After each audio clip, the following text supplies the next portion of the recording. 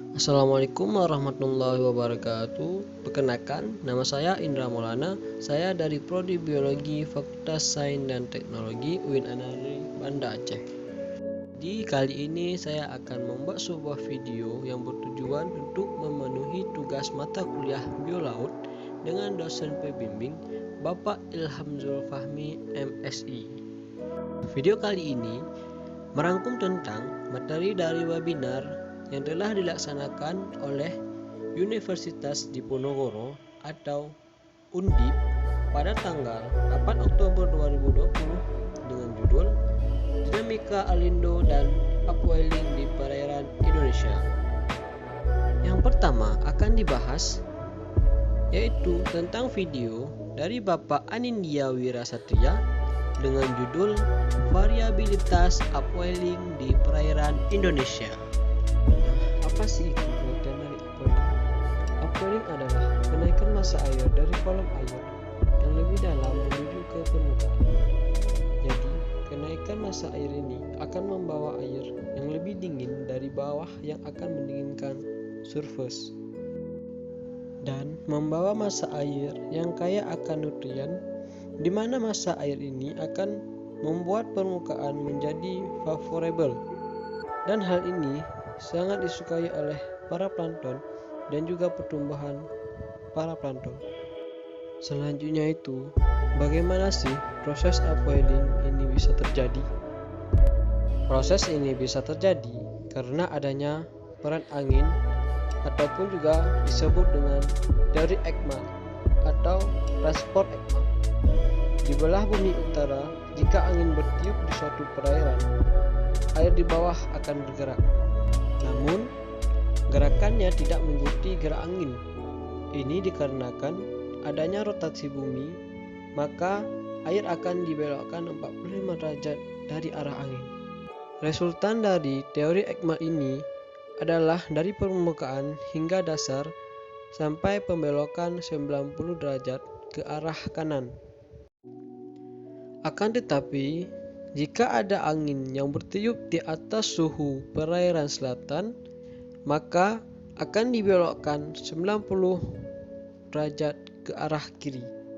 Dengan adanya pembelokan ini, maka kita kenal dengan sebutan ekuator upwelling. Nah, bagaimana sih bisa terjadi ekuator upwelling?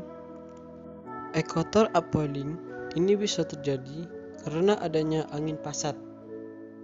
Lalu, apa sih angin pasat itu?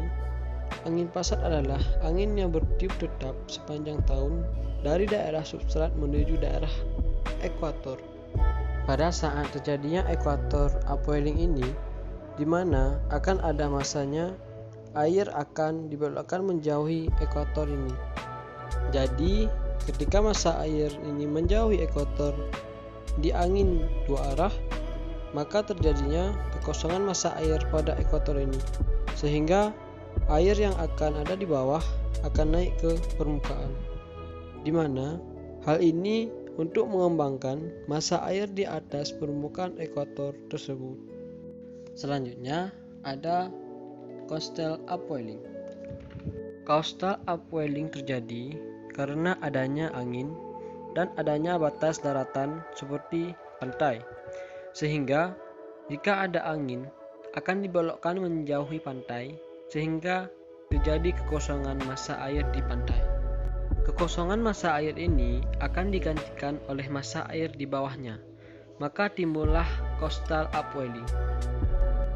Pemateri kedua yang disampaikan oleh Bapak Dwi Susanto dari University Maryland, USA, yang berjudul Dinamika Alindo. Alindo atau arus lintas Indonesia adalah aliran atau transport massa air dari Samudra Pasifik ke Samudra Hindia melalui selat-selat di perairan Nusantara. Jadi, air mengalir dari permukaan yang tinggi itu menuju ke permukaan yang lebih rendah, dan masa halnya dengan arus Pasifik yang lebih tinggi dari samudra rendah.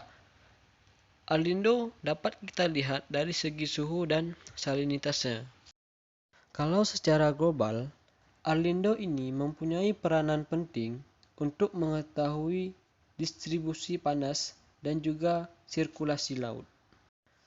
Sedangkan secara lokal, Arlindo berperan dalam sirkulasi massa air, nitrogen, migran ikan pelegis, serta juga mempengaruhi curah hujan dan iklim Indonesia. Cukup sekian resume webinar dari saya. Jika ada kesalahan, saya mohon maaf. Wabillahi taufiq wal hidayah. Assalamualaikum warahmatullahi wabarakatuh.